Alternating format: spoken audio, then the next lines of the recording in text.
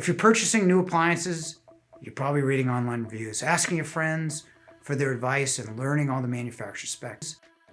But you've probably seen a lot of buyer's remorse and comments from people wishing they had bought something different. Wouldn't it be great to learn all the nightmares to avoid up front so they don't happen to you? In this new series, that's exactly what we're going to do. We'll show you the common and uncommon pitfalls and mistakes in every category, from starting a project to delivering, without the several different types of damage that can happen to your home. In this episode, we're going to talk about the mistakes you could make when starting your project. Starting a project in the supply-starved world is much different than when I renovated a brownstone back in 2017. You have to be more decisive. And it's daunting, taking an empty space and turning it into a livable one. This is video 1 in the What Not to Do series.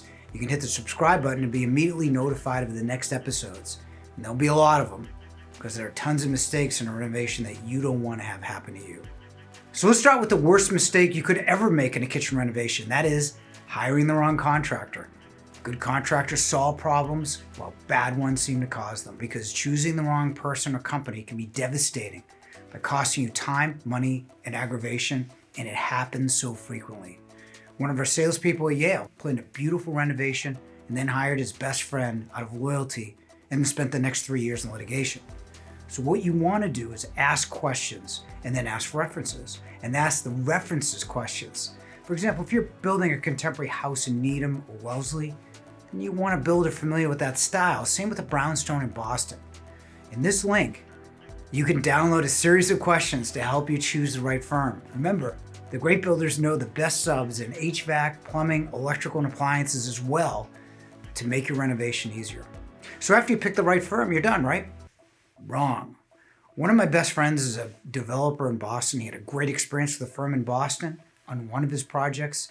Now they're in the court fighting on the other one. Why? Because the project manager was inexperienced and disorganized. So your interview process has to continue with the project manager.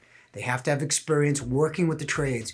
You don't want the owner's kid out of college with a master's degree in building. You want someone with experience. The best contractors in the world can't help you if you don't know what you want. You have to make timely decisions on the important things. It's even worse now with the shortage of materials and products. Many appliances are a year out, for example.